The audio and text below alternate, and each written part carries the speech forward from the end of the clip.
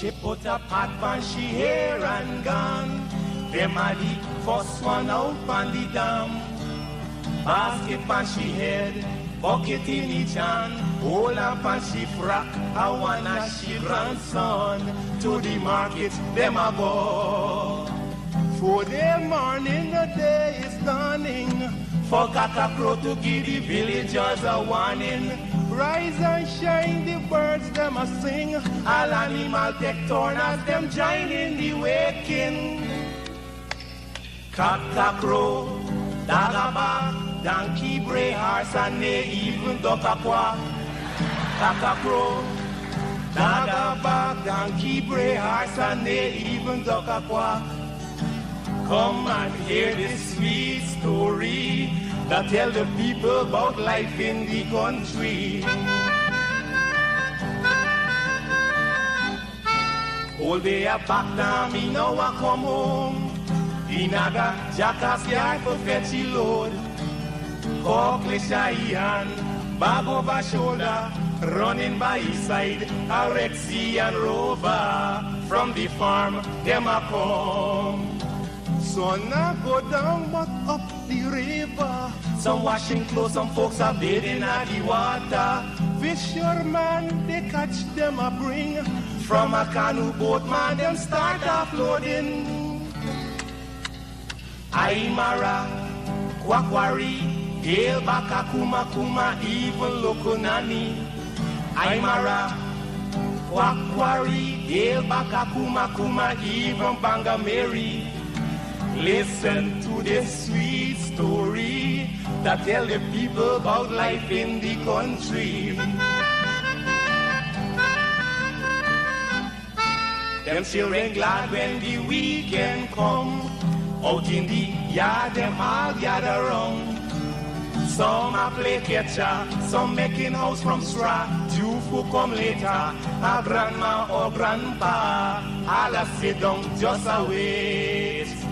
Moonlight so bright, it's just the right time to listen story or to say a little nursery rhyme. Grandpa voice a echo in the night as he tell some picnic are there with fright. Oh, Ligan, Mungeza, Massa Kurma, Bura, Nancy, even Watam. Hello, this is attorney Shellen Washington, owner and founder of the Washington Law Firm, located at 455 Utica Avenue in Brooklyn, New York. We're specialized in medical malpractice, personal injuries, matrimonial law, and landlord and tenant. If you're in need of legal representation, please give us a call today. The number to call is 718-877-3100. Consultation is free at no cost to you. So call us today to see if we can be of any assistance to your legal needs. Again, the phone number to call us is 718-877-3100.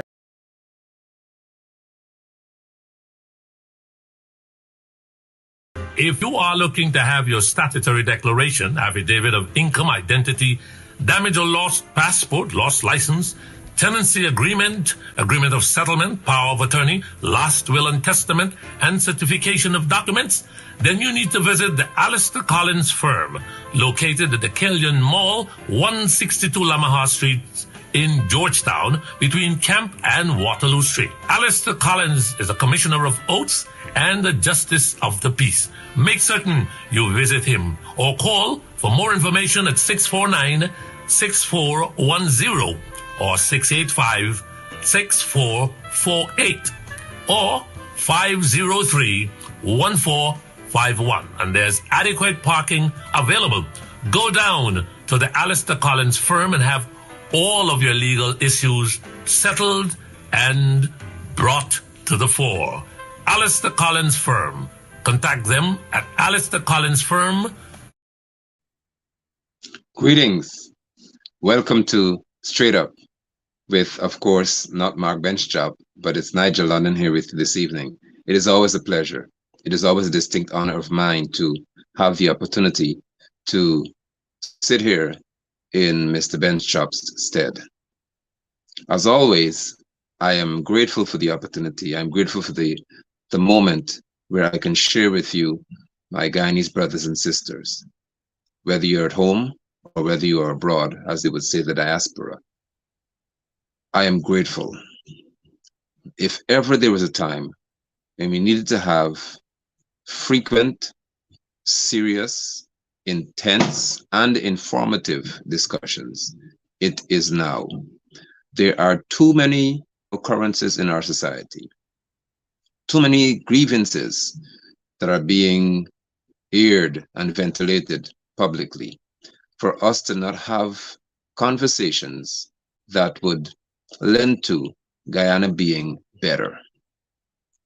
It is certainly an honor of mine whenever I'm asked to sit here and to have the opportunity to function in this capacity. As always, I try my best to be the best I can be, and I can never be what Mark Benchop is to you all. But I'm grateful. To those of you tuning in via 107.1 FM, welcome again. Thank you for tuning into this broadcast. We hope this evening that will be, or tonight, we'll have a discussion that informs the way forward, that encourages, that hopefully edifies, and if necessary, corrects certain behaviors. But before we do that, would you be kind enough to let me know whether you can hear clearly, since I'm in a studio, of course, a remote location, away from the central studio. So I just want to ensure that everything is fine, that you can see if you're on Facebook, you're on this social media platform, that you can see clearly and you can hear clearly. I wouldn't get feedback from those at the radio station, of course, but it's clear, excellent. I appreciate that. There is, or there are, quite a few significant and very important matters for us to have discussions on this evening. I am very interested in the affairs of this country. I encourage every one of you as Guyanese to pay keen interest in what happens in your land. Never for 1 minute believe that you should be disconnected or disinterested in the affairs of your country. Whatever is done, especially by those who are elected to lead, not elected to be called the administration, or as you would say, to be in power. Everyone who sits in the House of Assembly may not have been elected to be there, but the party they represent, or in the case of coalitions, the parties they represent, would be able to select representatives who are called members of parliament to be in the House of Assembly, what is called the parliament.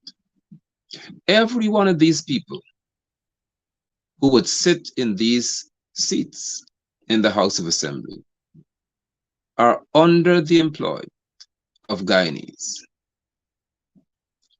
They are servants of the people. It is our responsibility to pay careful attention to how they handle our business. It's been a while since I've been with you, and there've been quite a few things that have happened ever since. But most recently, I saw and I'm grateful that I saw it today, the APNU AFC coalition, I think through the chairman, Mr. Holder, they objected to the holding of any elections without the necessary electoral reforms. I want to begin there, and then I'll speak to the issues with farmers and other things, but I want to begin right here because this is major. I have an interest in the governance of my country. I have an interest in what happens to or in Guyana. I do not have, contrary to popular opinion, to support or vote for any political party to have an interest in my country. The right to vote or not vote is mine. It is my constitutional, or what you call my democratic right. However, the responsibility to have an interest in what happens in my country is also mine. And because I pay taxes like all of you, whenever you pay VAT, you pay taxes. If you work and you have PAYE, that's your taxes pay as you earn and everything else. Deductions are made. From those deductions, these members of parliament are paid. They are supposed to be scrutinized by us. We are supposed to be interested in what happens in our country. And I'm heartened to see the APNU AFC coalition saying that there should be significant electoral reforms. Now, why is this important? Let us not forget, and I saw Mr. Benshop share that today on his page, Sarah Ann Lynch, upon entering this nation, being accredited to be the receiving credentials to be the ambassador, had significant statements to make upon entry, that she has careful attention to be given to the whole electoral process in Guyana and the bloated, as we know, voters list that even the Carter Center would have accepted and admitted to being significantly incorrect should be addressed. How could it be then that the same woman a few years hence acted as if the voters list that she admitted to upon entry that has a significant issue was no longer an issue?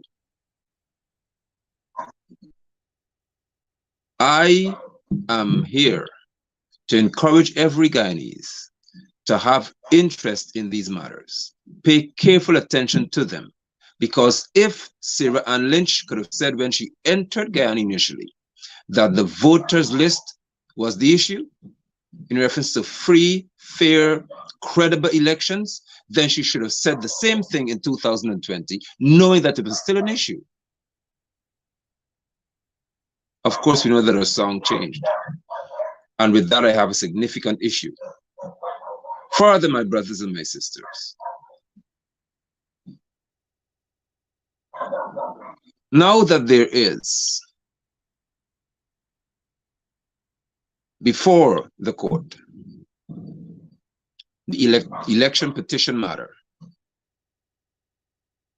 ever, more than ever before, we have to give attention to the fact that one party in the PPP Civic, who claims that there was electoral fraud on the part of APNU AFC or the agents thereof.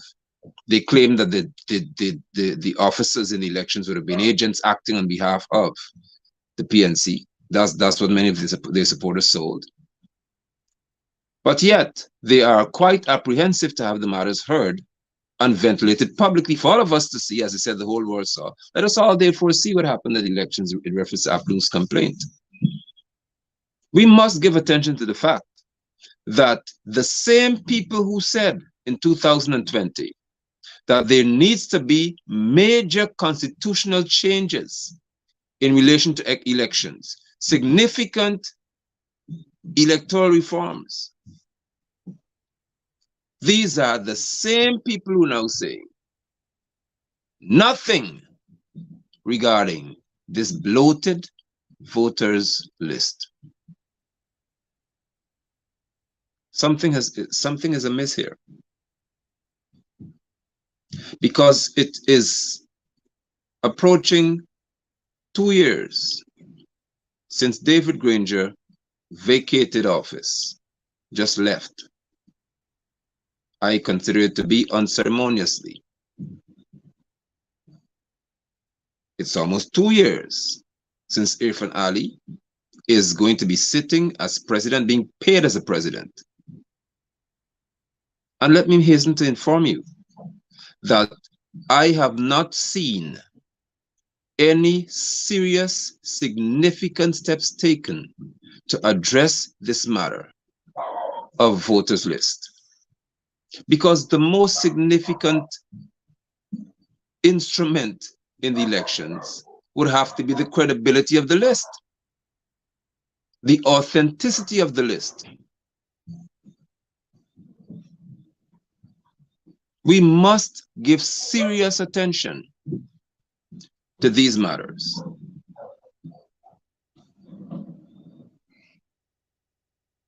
The significant lack of confidence that hundreds of thousands of Guyanese would have in Claudette Singh is reason enough for us to say that certain faces should not be involved in Guyanese electoral processes.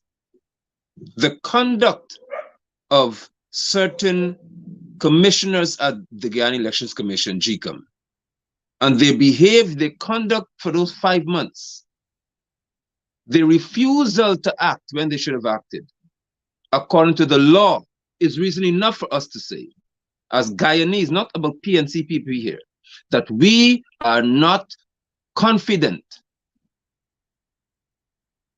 in the makeup of GCOM, and we need significant reforms. There should not be a case in this country where there can be 10, as there was, I think, as there were 10 or so political parties contesting an election, but only 2 of them have got commissioners sitting therein to guide the processes and to make decisions regarding elections. I made to suggest to you before we move into matters regarding some other issues, that these are the reforms that we should be asking for, demanding as Guyanese, not asking for, demanding. You should never have a case in which the 2 parties who are called major political parties, they control everything when it comes to GCOM. So what if another 2 or 3 parties arise and they gain strength and momentum in this country? Are you telling me that those other parties would be at the mercy of the likes of Sis Narain or Gunraj, Bibi, Robeson Benazir, where I think he is now minister, so he may not be there anymore, Vincent Alexander and Corbyn and others? Is that the kind of country we should have? Why not have independent, impartial, totally apolitical figures as commissioners of GCOM? That's the kind of reform that we seek. We seek technological reform in this country. Fix the technology, this archaic, ancient way whereby somebody walks in and you go through all these people calling them and all that. We don't want that. Give us an electronic system that gives us results very quickly. Those are the things that we seek.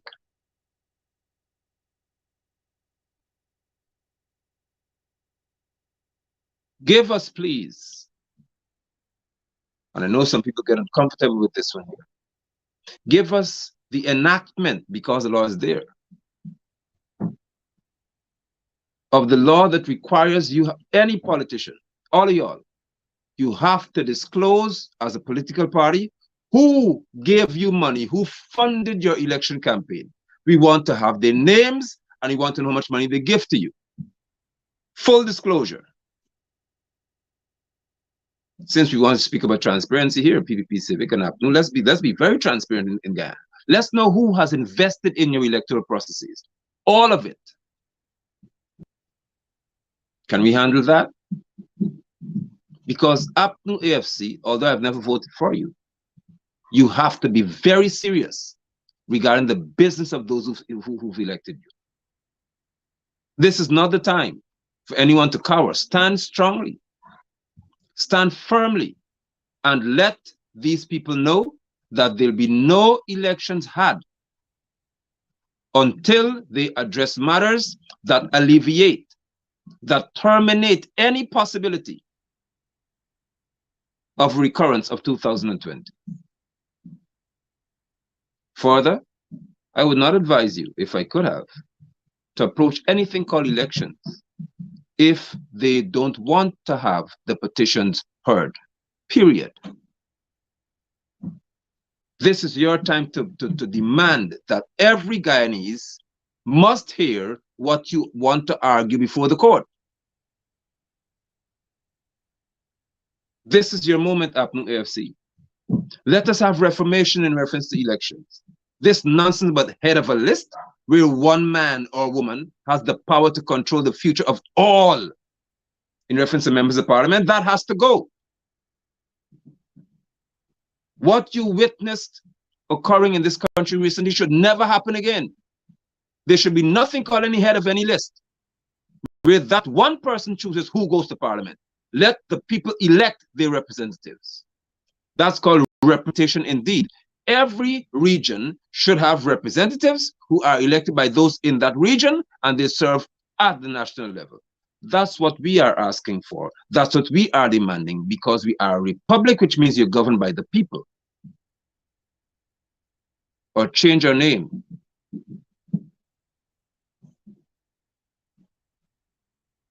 Guyana would not get better if you can have Barra Jagli on one side, David Granger, whoever else it is on the other side, and these two individuals control 60 how many people in the House of Assembly? No. No, sir. That is not the Guyana we want. Everyone should earn their right. Earn it through the election of the electorate, or by the action of the electorate, which would be the people. You should earn the right to sit in that House of Assembly. I just had to get that out there, because this is not a time to play. You would have seen the evidence and results of this behavior in the National Resource Fund, the act being implemented. And you saw the likes of Christopher Ram and Dr. David, I think his name is, from who was once the head of one of the most qualified, and my degrees in environmental sciences, by the way. So don't bark up this tree with this one. That man is about the most qualified in reference to his wisdom, in reference to environmental issues in this nation. And he, a former head of the Environmental Protection Agency, has been knocked off the list of those who are supposed to sit on this, what I consider to be an unconstitutional board, to govern how all of our oil money, as it's called colloquially, is spent. And the PPP Civic saw the wisdom in having Dunstan Barrow, a former CEO of Guy Mine, sit in place of the likes of Christopher Ram, a certified chartered accountant. Dr. Davis, I think his name is David. I hope I am not mispronouncing his name. The former head of the Environmental Protection Agency. That's the same man who, like me, said that something has to be significantly wrong with Barra Jagli and Irfan Ali, as well as Juan Edgel.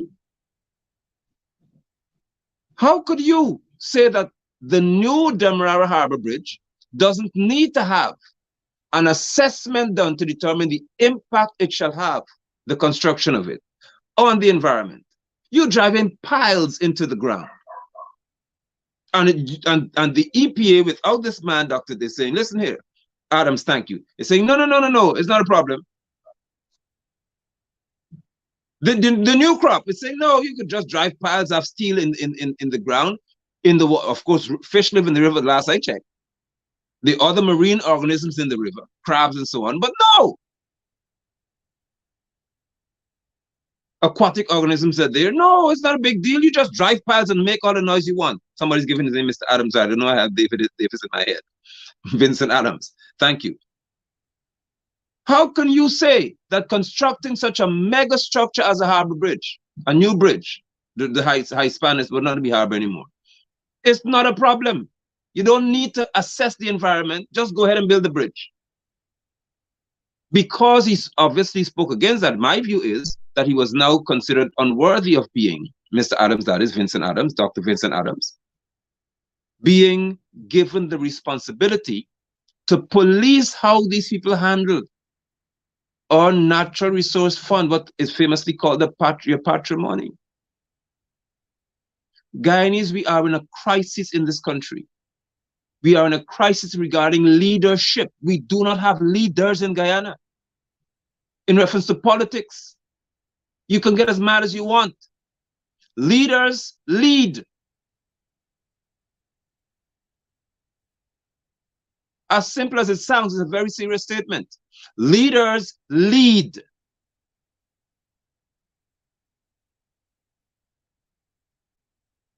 What do we have? And in your act of leading, you demonstrate maturity. You demonstrate that your actions at the helm are all geared towards the betterment of those behind you. You are not a leader if your actions are unworthy of being followed, or your steps are unworthy of being followed. You cannot be calling yourself a leader and you saying to Guyanese people that the noise of equipment, for example, banging and driving piles in the ground to build this bridge is a non-issue. That the fact that trees may have to be removed, we don't know. Some mangroves may have to be uprooted, we don't know. And that's a non-issue. Who is at the EPA making these decisions in the absence of Dr. Vincent Adams?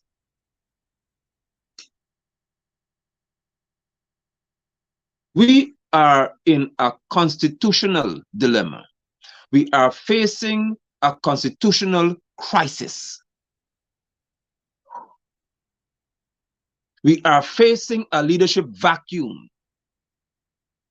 We are faced with uncaring and unkind administrators. And now I'll speak to you in what is Guyanese called the government. The government, in my book, is not the PPP Civic. The government of Guyana includes the opposition because they are members who sit on committees on both sides that make decisions. So it's not just the PPP who make decisions here, that make decisions. The government of this country must include the opposition because according to the Constitution, governing Guyana includes the opposition. Hence, you have the official office of the leader of the opposition. He is paid significantly more than others in the House of Assembly because his job is that important to governance. Additionally, the government is us, the people, too. They represent us. We must reinforce certain principles to get things right in this country. Now we have a situation in which there is a significant increase, a drastic increase. Yet again, this is worse than a storm in relation to the cost of living in this country. The caring PPP Civic Administration, that's what I call them, know the difference, not government. The caring PPP Civic Administration and administrators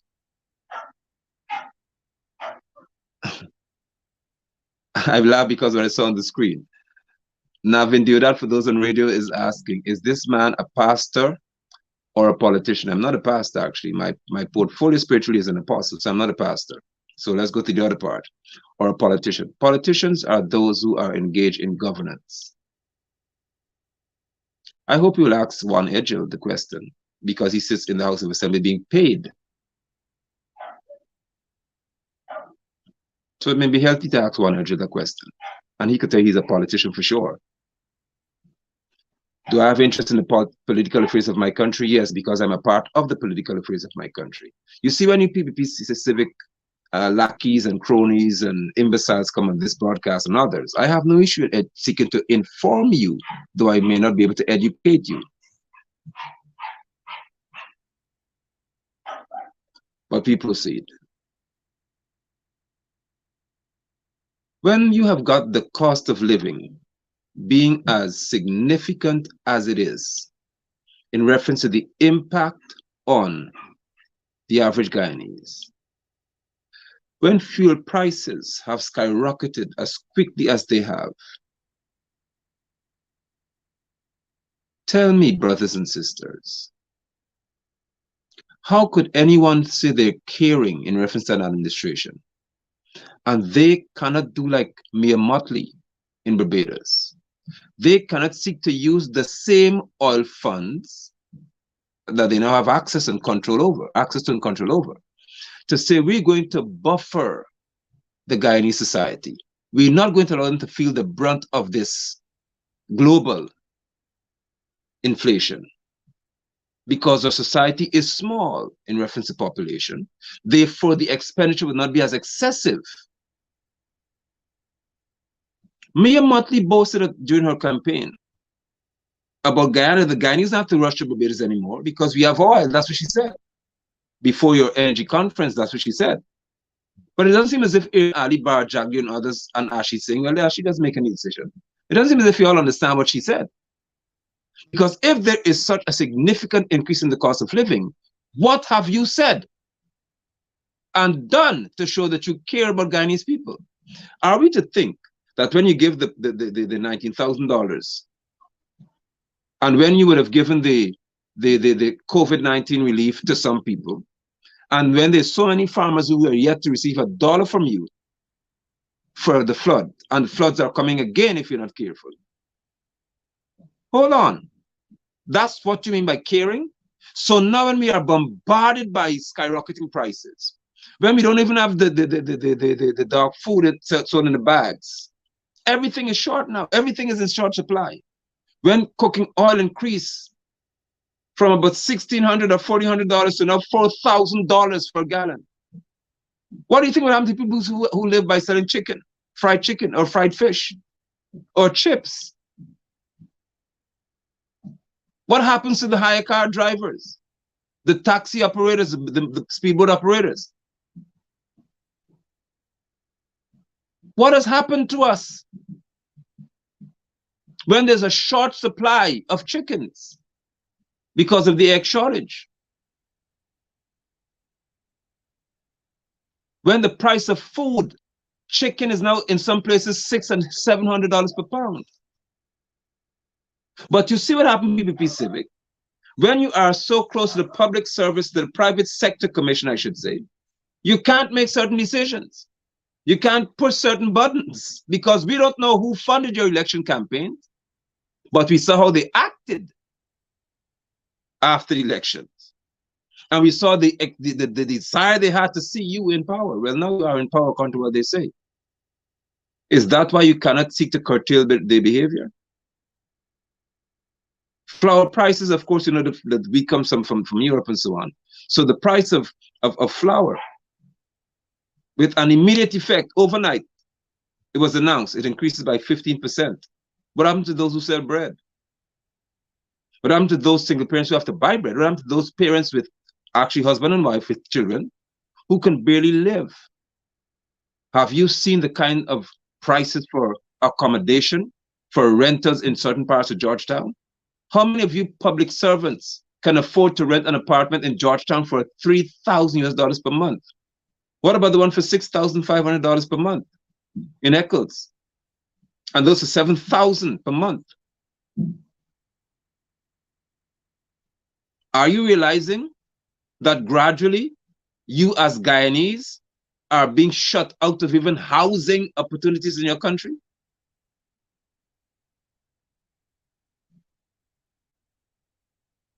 And then the caring clan is saying, or posting every so often, 800 people have got house lots. Where? Let's speak about what Forbes Burnham did. I know that makes some of you uncomfortable, wouldn't it? Because Irfan is now using Forbes language, by the way. Producer, perish, and these things you're hearing from these leaders now, and plant your food, and you must, yeah, right. The bad Burnham, you're now hearing the words from the PP Civic that echo his sentiments. Agriculture is a drive now in Ghana. It was a drive on the Burnham. Don't forget that.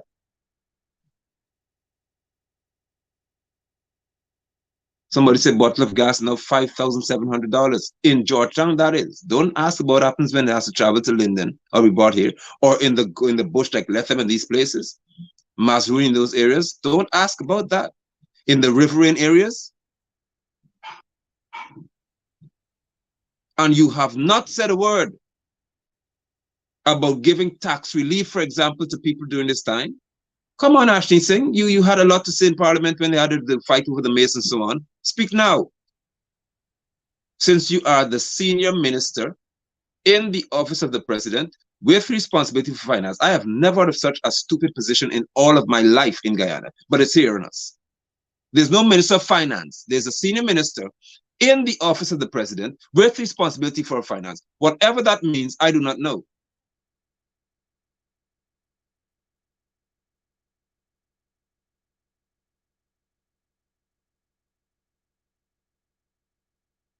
So what we have before us is that persons are going to be challenged in reference to how they survive. It's already here.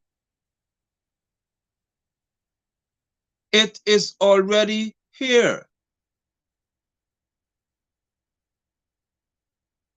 Just understand that. It is already upon you. There is a significant crisis in your country.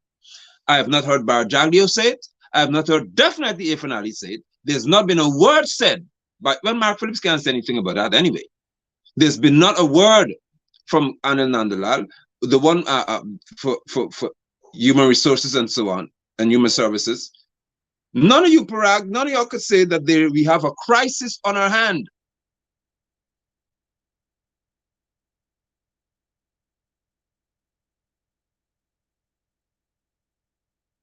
Now, if you don't say it, this is the problem. Bharat Jagdeo said that we have more, or we have enough disposable income to weather the cost of living storms. He said that before the gas price increased, because there was no Russia-Ukraine crisis then.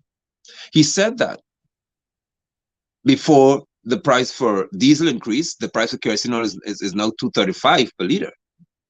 He said that before cooking oil has gotten to $4,000 per gallon. He said that before flour was increased by 15%, while you public servants still got 7% taxed.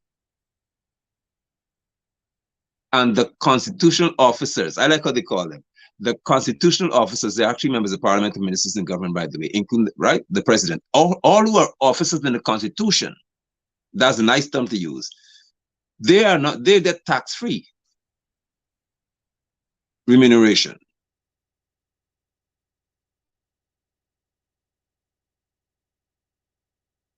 So let's get it clear here, please. People who don't own a vehicle have to catch, or what we call catch transportation. They have to take public transportation. The taxi drivers, those in Babis, for example, protested. They went on strike last week or this week because they said they want to increase the fare. Although I support your call, because every Ghanaian has a right to protest. But let me share this with you. What happens when the fuel prices decrease? That's all I ask taxi drivers. Don't be mad at me. All I ask bus drivers and operators, I ask you this straight up. Yes, once fuel prices increase, the price of spare parts will increase. And people don't understand that. The price for your fuel has increased, then it means you have to spend more money to cover the same distance and make the same number of trips every day. So or less. I understand that. But I'm asking a serious question. When the price for fuel decreases significantly, are you agreeing, minibus and transportation operators, both services and so on, that you are going to reduce the prices back to what is fair? If you say yes, I stand with you across the board at all times. But I'm not going to ever facilitate when the prices drop. Let's say gas goes back down to $1.50 per liter. You still want to have the same fare. It's not going to happen. So let's be fair, because I'm prepared to fight for the right of every Guyanese as long as your right is proper and righteous.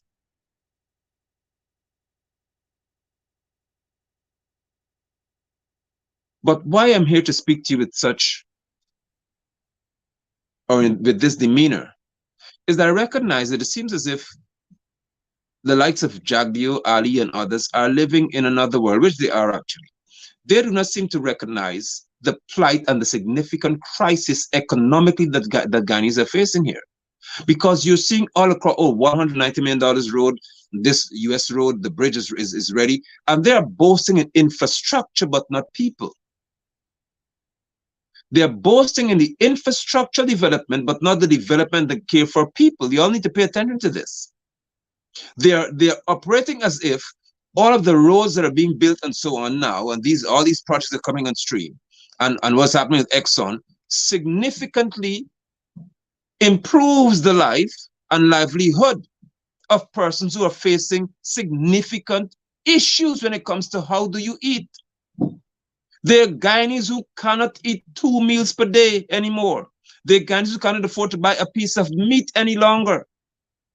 There are significant issues in our country.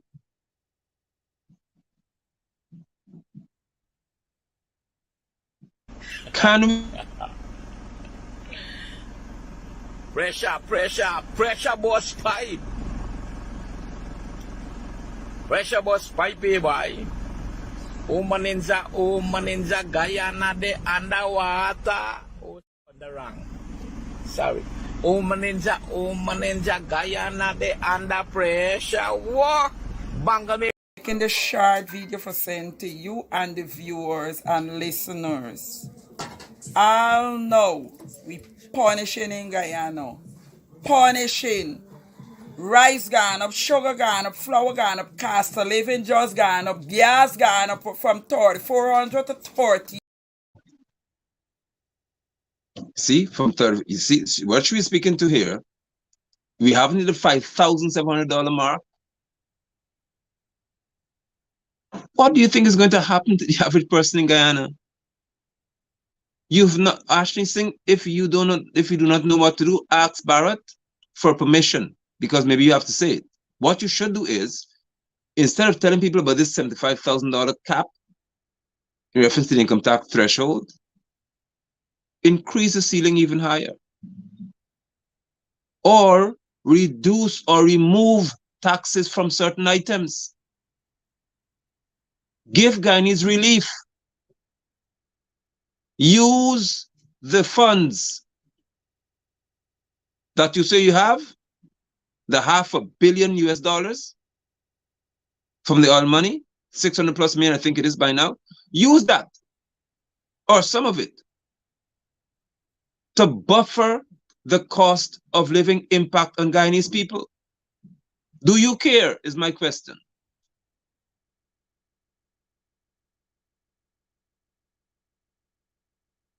There are major complaints of, obviously, go back to cooking with firewood. I guess some pretty houses now, because remember you have mortgages to pay that are hefty.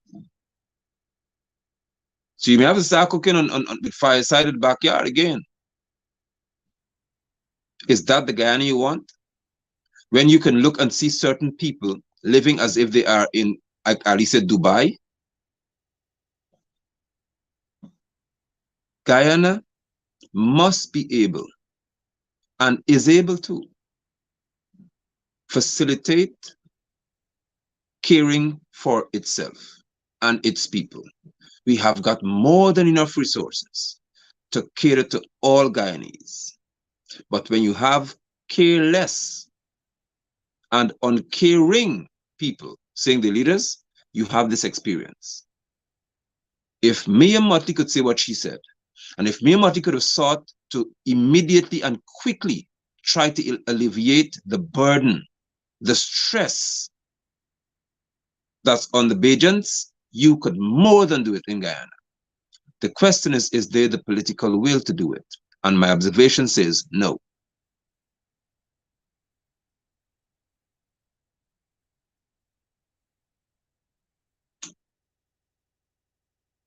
You saw for years, and it became almost a joke. It's not a joke to me.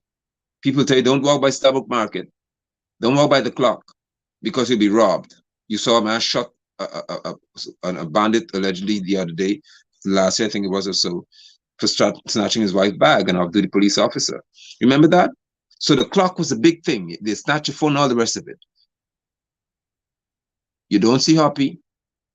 You didn't see the one before him. You don't see many faces out there. The mayor was a bad boy, so nobody had to help the mayor out. as soon as Sarah Ann Lynch issued the warning, don't go by Starbuck Market because it's dangerous. There are thieves, there are criminals there. Who controls Guyana?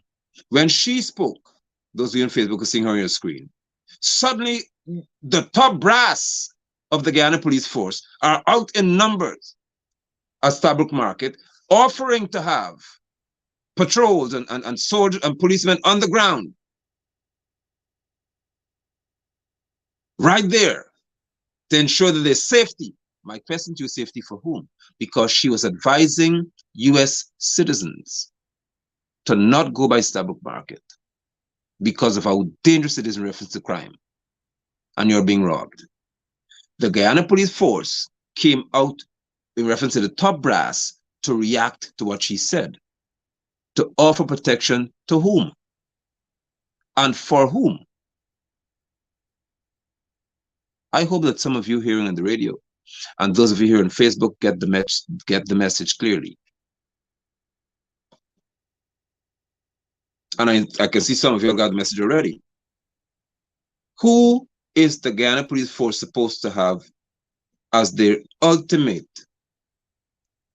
responsibility?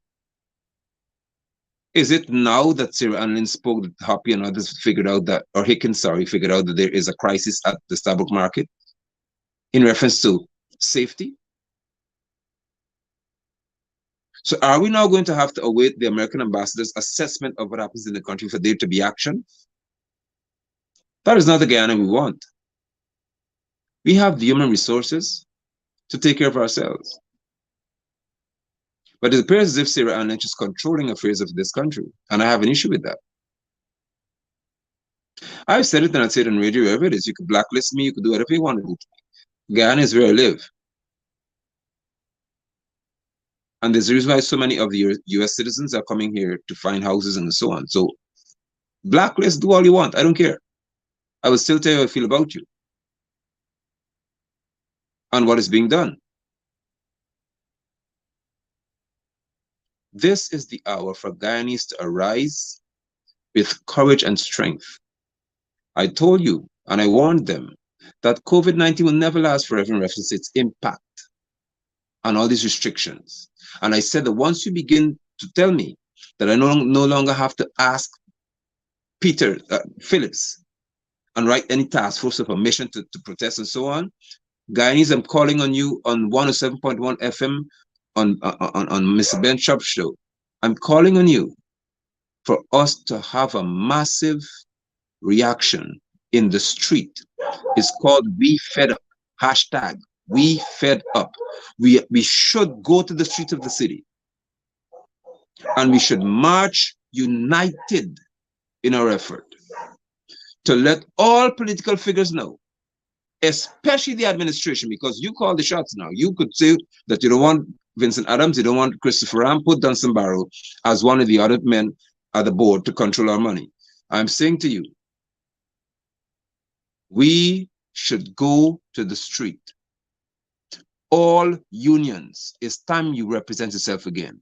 You should take to the street in a collective effort to let them know that we fed up. Because you can't have Guyanese suffering like this. Vendors are crying. It is tough on people. We have to stand, Guyanese. You can't wait until 2025 and all the rest of it. You have to rise now. We fed up. Or are you satisfied with what's happening in your country? Are you satisfied that Irfan Ali could just select autonomously? He can just decide, oh, in reference to 600 million US dollars plus, or if it's 10 billion, whatever we earn from oil, hey, you are the chairman of this board, and you, the 5 of you or the 3 of you, you control the oil money. Really? Is that what you want? Is that the country you want, whereby now we've hit all, as they say, we've got all this wealth, as they said we can have, and as oil prices increase, Guyana gets more money, although we're not getting a fair share. You're now being told that one man in the president A finale now could make a decision as to who would chair that board.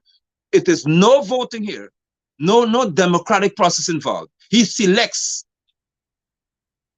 who would govern our money. Is that the Guyana you want? And all that APNU FC could do is complain and make statements, or PNC, whoever you are? Is that the Guyana you want? We fed up. Do you want a Guyana whereby these politicians could tell you from the PPP side? Everybody saw APNU rig. Then APNU said, well, let's go to court then. And let's show the whole world who rigged. And they said, no. And they said, no, we go to CCJ and all for you to not have this petition heard. Is that the Guyana you want? See, somebody just put it there. We fed up, let the petition be heard. We want to know what happened. Guyanese, you don't understand, you're being led by as in a situation whereby there was an inconclusive electoral process. There's no definite conclusion to it. Because if there is an election petition, then you cannot consider the electoral process to be concluded, to have been concluded.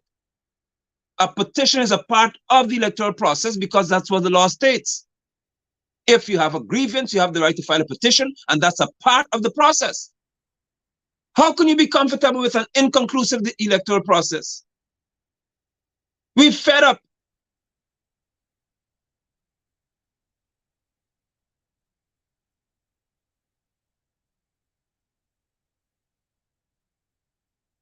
Let us know what's happening in our country.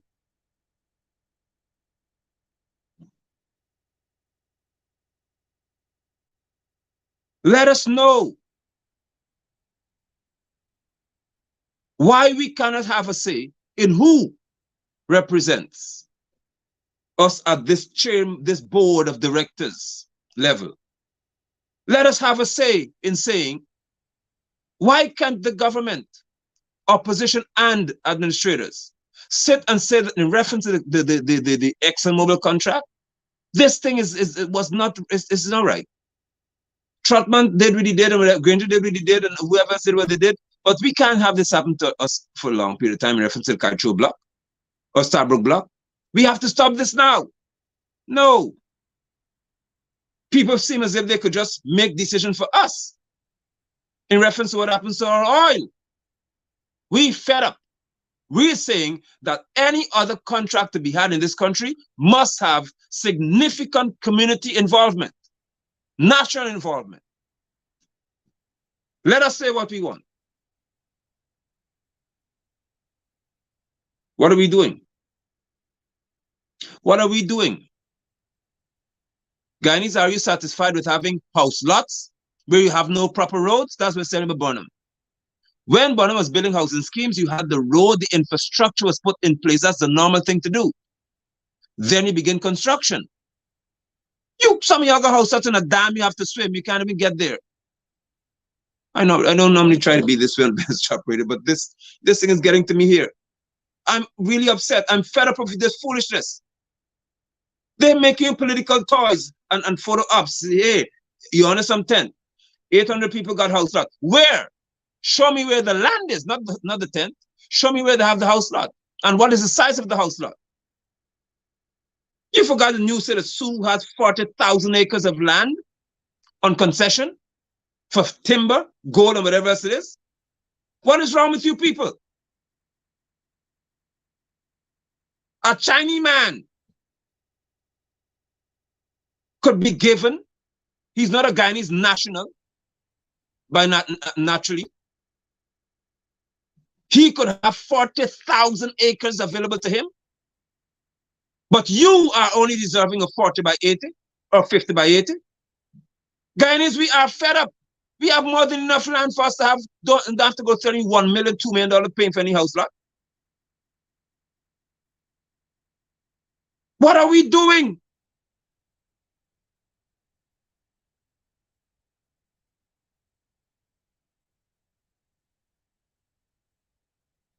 What are you doing? I am calling on every civic-minded Guyanese. It doesn't matter where you are from. I don't care about AFC, PNC, PPP, Indian, African, none of that. If you are Guyanese, join us. Join the cause. We are going to stand from Kitty pump station out there by the seawall and walk straight down Vincentian Road or straight down Camp Street, announcing to all that we are fed up and you need to do better by Guyanese people. No more of this. Something is wrong with us. Our lumber, by the tens of thousands of BM, tens of thousands of trees are being chopped down, and you have champion with Urjag in Guyana still.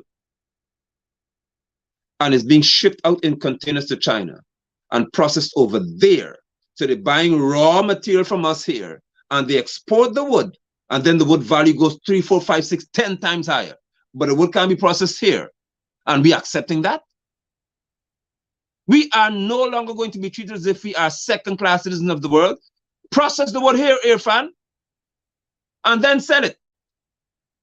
No, they ship out the lumber for next to nothing.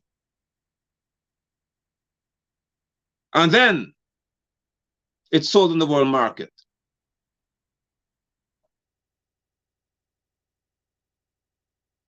Somebody's asking for the date to the process. It'll be made known. I know Mr. Benchop would not mind helping to advertise that. We're planning, we keep announcing it, but I'm looking at, of course, sometime in April, probably by the middle of April or so, when school is closed. The dust must settle. I want children to have to go to school and so on, for them to make all kind of excuses. The school must be closed, people must be free, parents must be free, and we go into the street. There's not no political march, no leading a PNC, none of that. If you want to come, you can come here. But this is where the people of Guyana are going to rise and say, this is about the people power here. We have to have an occasion in this country by the politicians recognize that we still have power, because some people have forgotten that. So I'm asking you, I'm pleading with you all, do not fail yourselves. Not me. I could stand by myself. You all know me. I don't have to have a crowd stand with me. But I'm asking you to stand in reference to your conscience. We can't have this happen here. The government can facilitate the lowering of gas prices. And if you ask me before I close, I told them a long time ago, build an oil refinery. Somebody wanted one in Linden. Refine your oil. If you refine your oil, you don't have this foolish this price to deal with because price has gone up around the world. You have the light crude. We have the oil. We have the best oil among the best oil in the world.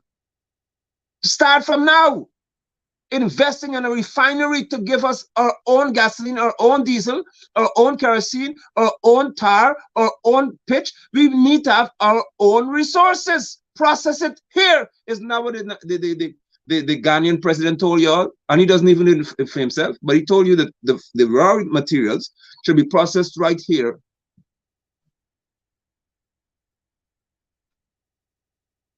That's what he said.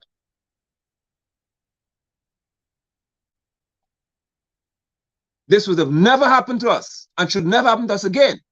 Maybe because of Russia and whoever else it is, we have to now dig in our pockets to find money because they have to import the oil. So you export the crude and get pittance for it, 2% royalty if you make a profit.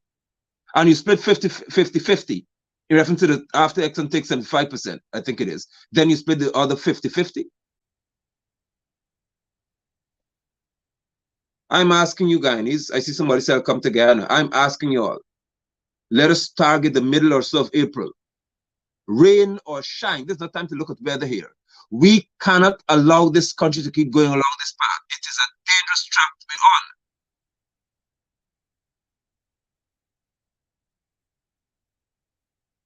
Now, if you don't want to talk about building an oil refinery, then do the next best thing then. Use the oil money to lower the cost for us.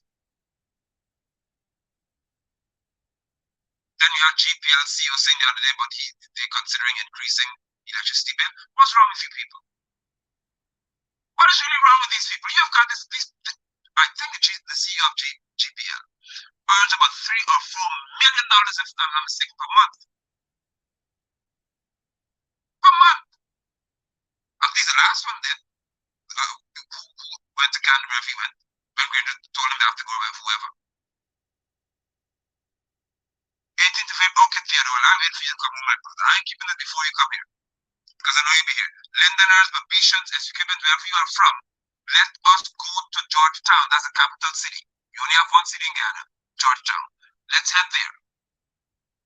Some of like Script Revolution because it's PNC place. PNC don't want anything apart from Congress place as far as I'm concerned. But I understand how some of y'all feel. You don't want to be seen as a Script Revolution.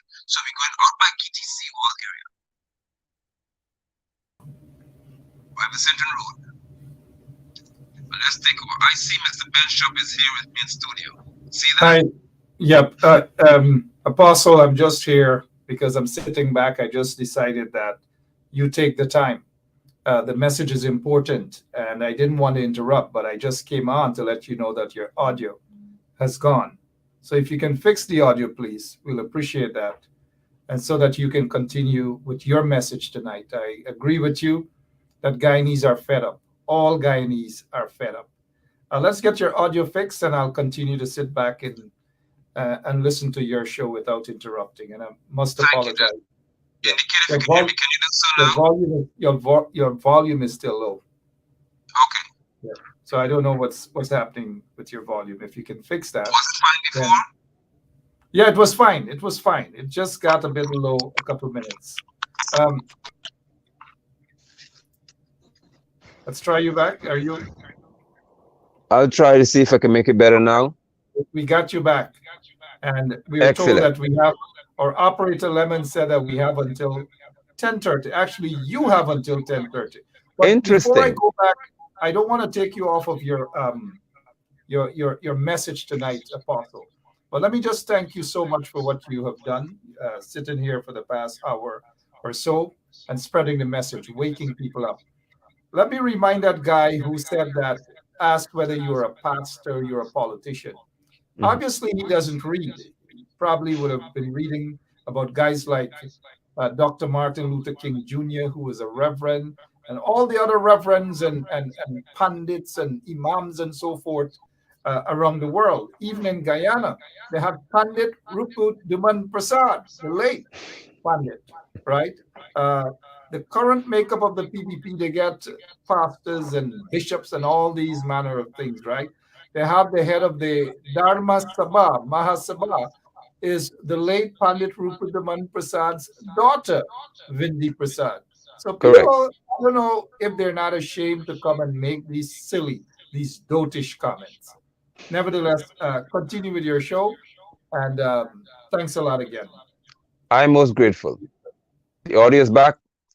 Thank you. I'm hoping that you can hear me. It's better now. Thank you so much. And as I was saying, there is great cause because too much is happening.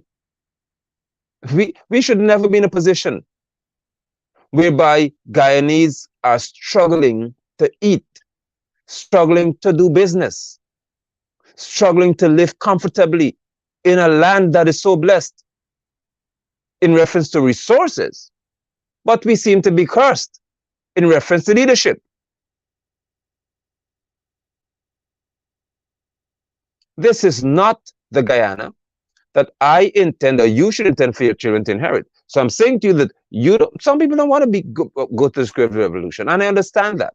Some don't want to go to other places because they say that's PPP gathering ground. I understand that.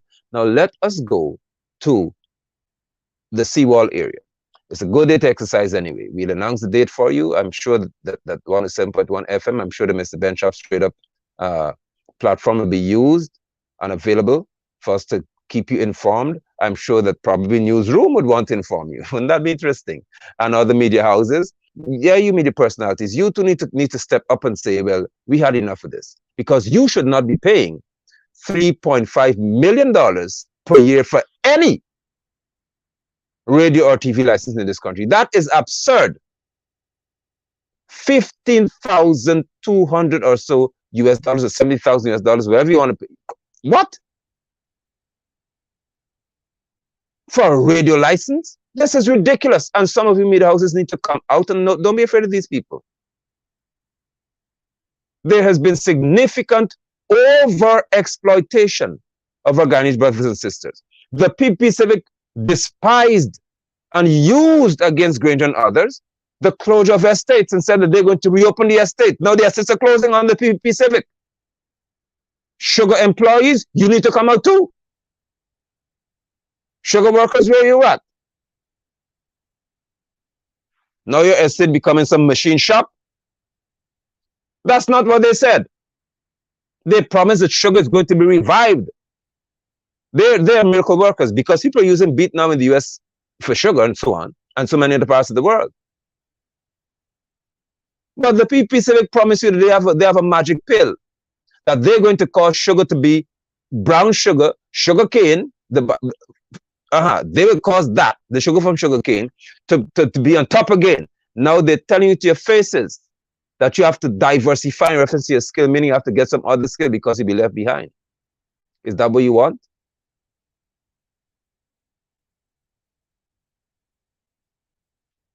We are not having this. Exactly. I'm calling on every free and independent thinker. That's who I am. I am an independent man. Nobody thinks for me. I'm an independent thinker. That's what I represent.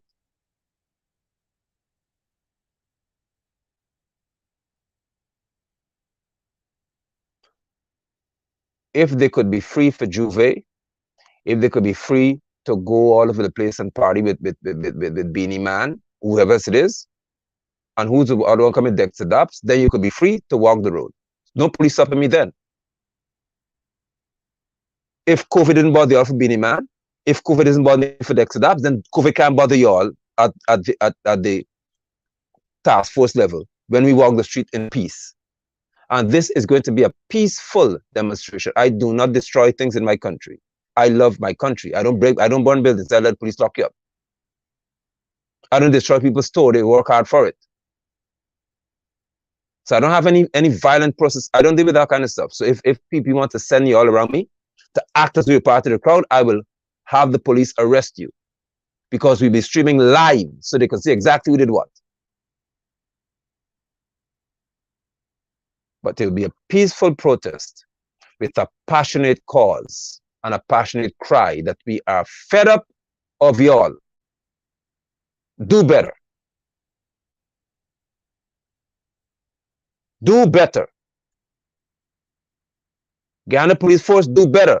And since I have the moment, I can tell you what happened to me. With the PP, and some of you need to understand that. The woman who's a PP civic counselor, as you saw on Duncan's show, I guess he has his own version of the story. She is the one who announced at the police station in Wisma here that she is a PP civic counselor. Her dogs killed 70 of my chickens. Today, the other one, killed even more of my chickens. And I have a very rare species of chicken called black giants among the set of chickens I have, or Jersey giants.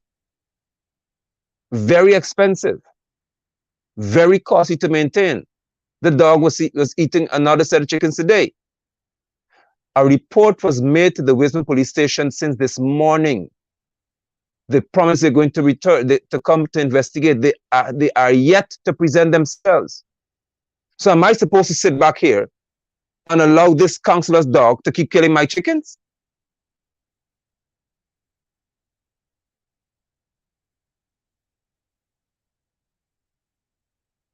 This is a serious matter because even policing in this country has to be improved.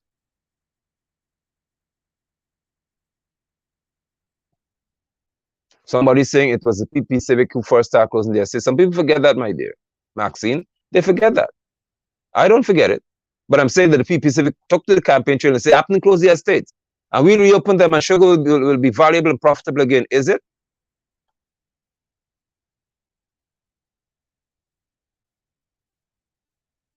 So we are protesting a number of ills in our society, and we are calling for justice. We're calling for righteous leadership. We're calling for strength again to be restored to this country.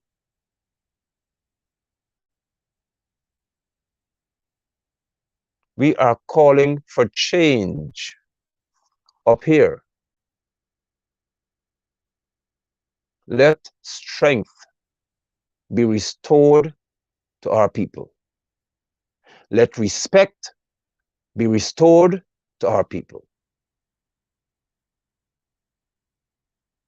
Mr. Aubrey Norton, I'm observing his posture carefully because he's a very significant player in this whole political equation. But how much can he do, in fairness to him, if somebody else is called the head of the list? And you had got so many debates, especially budgetary debates. And the leader of the PNC couldn't have a foot in the House of Assembly. These are things that have to be changed. This is not about political support, it's about what is proper and what makes sense for good governance. Guyana, we must be led. Indeed.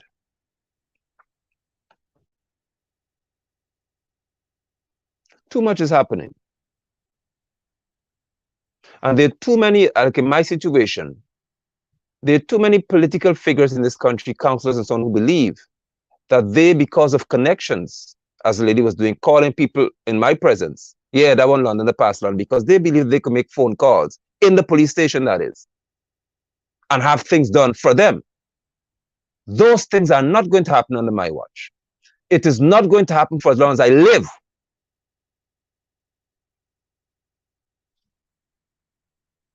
And there are so many other farmers because of my complaint. I'm a farmer. I'm a farmer. I don't take tithes from people's Sherrod. So let's just get it clear tonight. Tithe is money. The Bible says in Deuteronomy, sorry, Mark, but I have to say this to help Sherrod. The scripture records in Deuteronomy 14 that you eat your tithe. I don't eat money. I don't like how it is. It doesn't look palatable to me. So let's get it straight. I'm not a pastor or preacher who takes money from people to live. I don't take tithes from people because tithe is food. I don't eat money. I have a farm.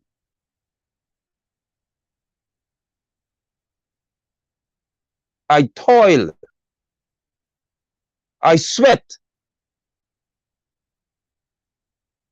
This is my business. Why should some PP Civic Council believe that they don't have accountability to me for my destruction of my property? And because of my announcing as a farmer, my plight, other farmers and other people have come to my page to complain that the PP Civic councillors and others across this country are doing the same foolishness. So it seems as if there's a new behavior or an old behavior that being manifested in a public domain or being brought to light, where agents of the PP Civic could do what they want apparently, and there's no repercussions for it. Well, I'm saying not with me. Food is already scarce in this country. Why should farmers have to suffer at the hands of mad people?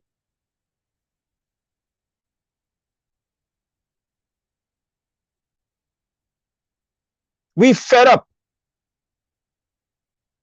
Why should rice farmers be told that they are going to be paid now $60,000 per ton of paddy when the agreement was $70,000?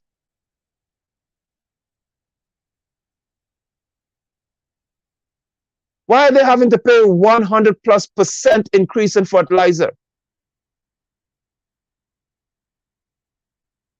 Irfan Ali, I said this to you a long time ago, that your reputation, what is called your legacy as a young man in this country who sat, although it was, as still is, an inconclusive election, you sit at the helm of this country. What speaks to your legacy at this time is a catastrophe.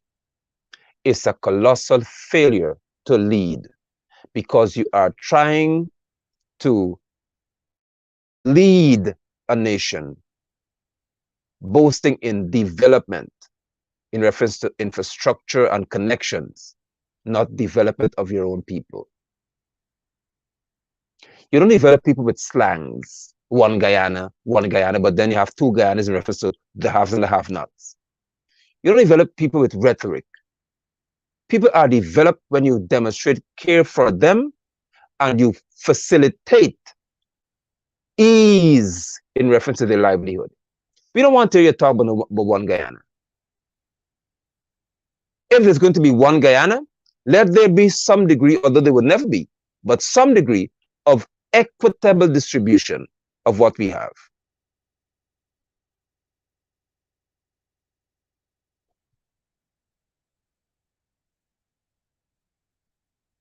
But you seem to be missing some significant moments here.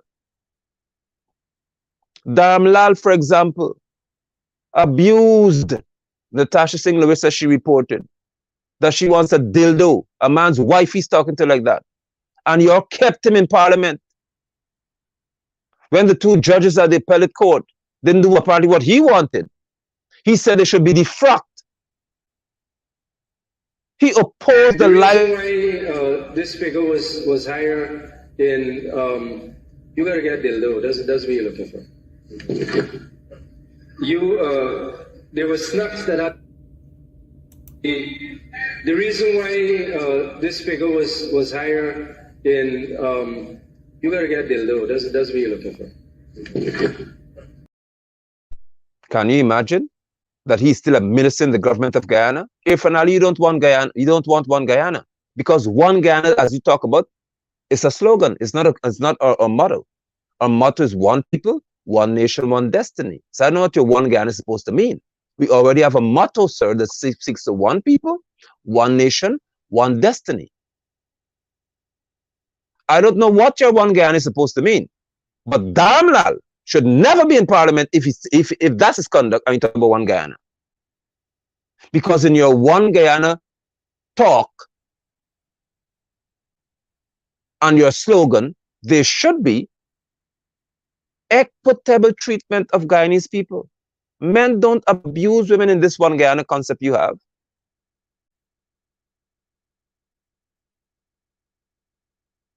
You don't have abusive parliamentarians trying to build a one Guyana concept. You don't have AFC on the side saying you're not talking to us. There should be shared governance, meaning there should be engagement across the board before things are done in this country. What one Guyana are you talking about? We are going to take to the streets and we're going to protest passionately, as vehemently, against your behavior, because I told you a long time ago that your legacy since with this vaccination mandate that were hurting people and causing young people to lose their job and go back on the barrel, and I said it's going to destroy your legacy as a president. Persons don't forget the ill things you do to them. They do not forget.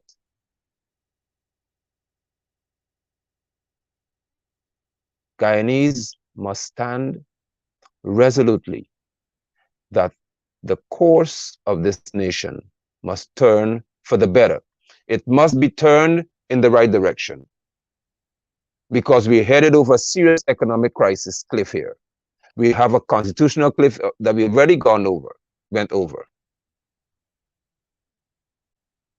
And so we must again take a stance.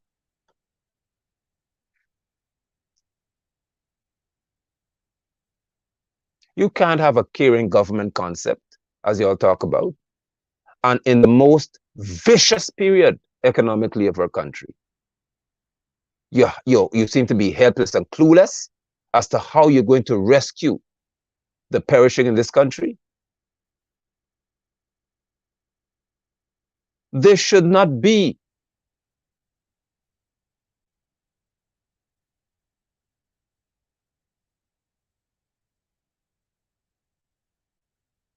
This should never be.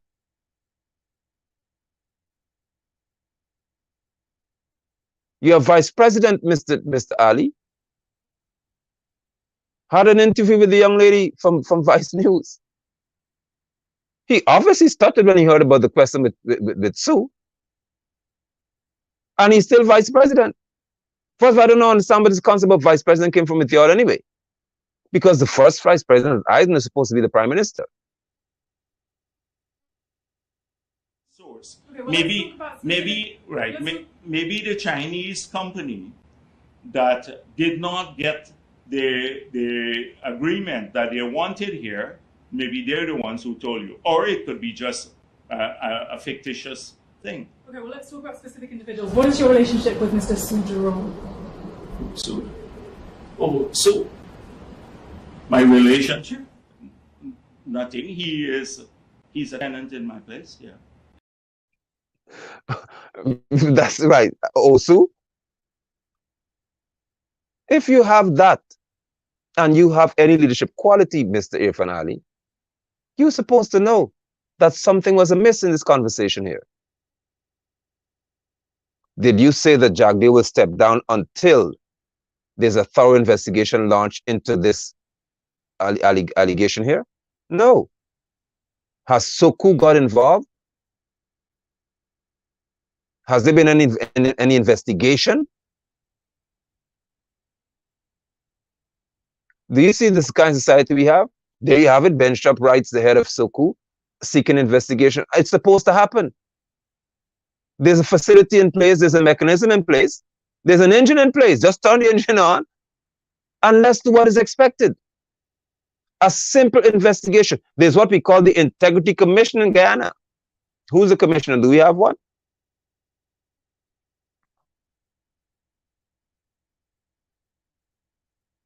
So we are witnessing the collapse of a state. We are witnessing the disintegration of peace, of psychological stability in our country. Persons are going crazy. This is a very serious situation.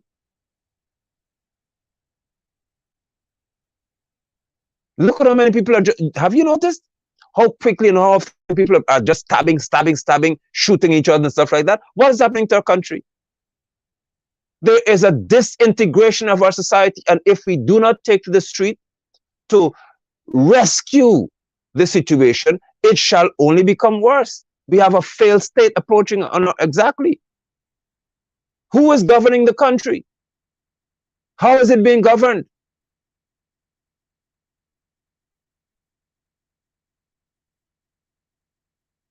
What condition are our schools in? What conditions are our place of employment in? What conditions are our roads in?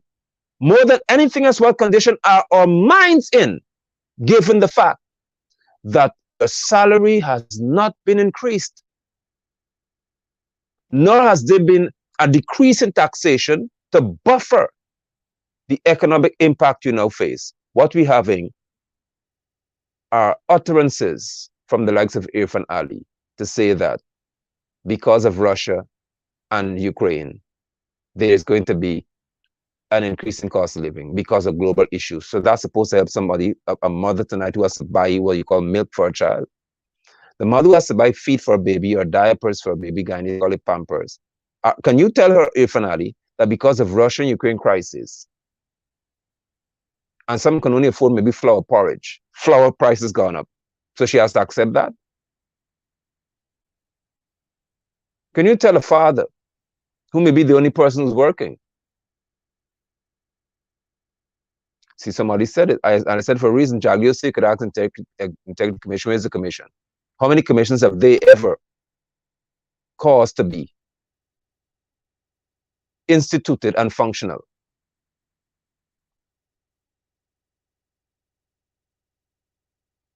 What can you tell a Guyanese mother?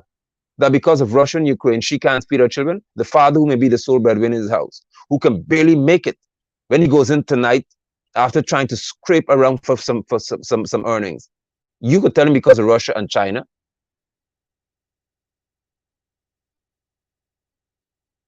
There's going to Russia and Ukraine, there's going to be a high cost of living. Is that how you intend to cause this country to be governed properly and sensibly?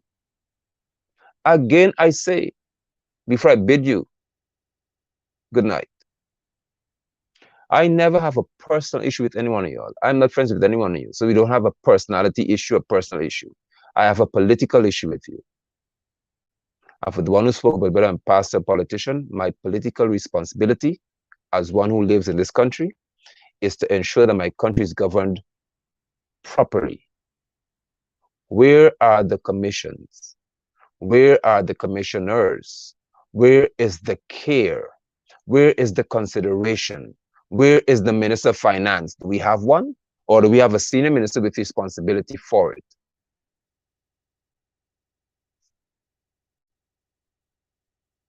Carl Henry says, Mr. London, do you have representatives from all 10 regions of the broadcast in the villages to protest? I hope so.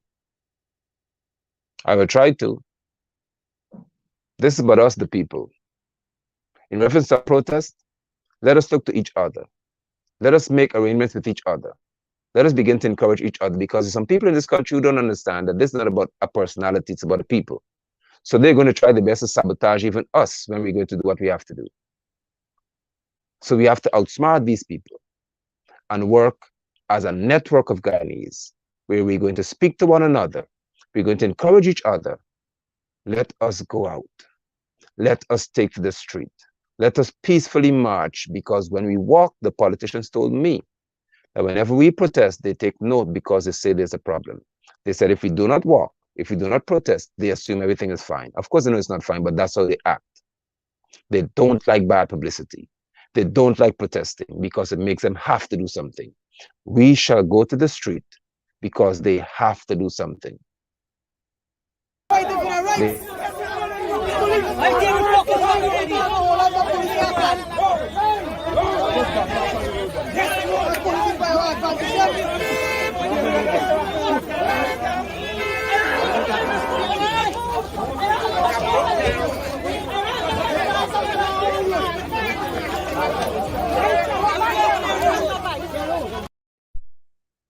That's what happened in Berbice. That's Region 6.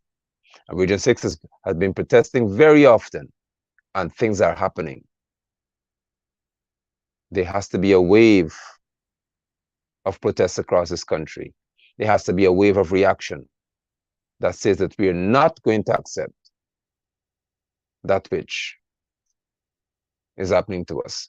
Exactly. They are withdrawing the money without the NRA commission. It's sad if that's the case. It is frightening to know what Guyana has become. Guyanese, it's our time to rise. It's our moment to stand and say that we want what is best for us and our children. We shall stand with courage. We shall fear no evil. We shall not be scared, because children's future, our well-being, depends heavily on what we do. I am grateful for the opportunity. I highly regard Mr. Benchjob. Look at the humility demonstrated to allow me to sit here while he still had the opportunity to control the broadcast, to have this engagement, because he understands the significance of the moment. I am grateful. To Lemon, thank you for the extra time. You, my friend. I'm so grateful. To those of you who took the time to engage in conversation this evening, I'm more than grateful for you. Let us continue to seek to have a better Guyana for all Guyanese. We deserve it. It's our land, and we deserve to enjoy it. I do thank you all. To the saints, I bid you shalom. Do well. Good night. What is the difference between the ordinary thief and a political thief? Number one, the ordinary thief steals your money, your bag, your watch, and your jewelry, isn't it? But the political thief steals your future, your career, your education, your health, and your business. Number two, the hilarious part is that the ordinary thief will choose whom to rob. But you are the one who choose the political thief to rob you. Because we choose them. We vote them. We blindly say we are not blind. Who is deceiving who? The ridiculous part of the whole issue is that we will fight to defend and protect our belongings from the ordinary thief. Is it not? But we fight each other to defend and protect the political thief. Is that not what we do? Thugs will be fighting themselves to protect those that are stealing our career, stealing our joy, stealing our health, stealing our success. What a shame. What a travesty. It calls for us to think and think deep. The stage we are in as a country is not a stage where you become an onlooker. You have become an onlooker for too long. You must get ready to put your hands to the plow and be part of the process. It's not just about PVC, carry PVC. You must be in the kitchen where it is being determined. You must be there where the decisions are being made. If we are there in our numbers, they cannot outnumber us. But you leave it aloof. Oh, no, it's too dirty. It's a dirty game. And then the dirty guy is getting to the game of play. And you are there not showing up. And when they begin to make the decisions, you will know whether it's a dirty game or not. The result is always dirty on yours. Dirty on your health. Dirty on your business. Dirty on your success and your career. I hope that is stirring up something in you.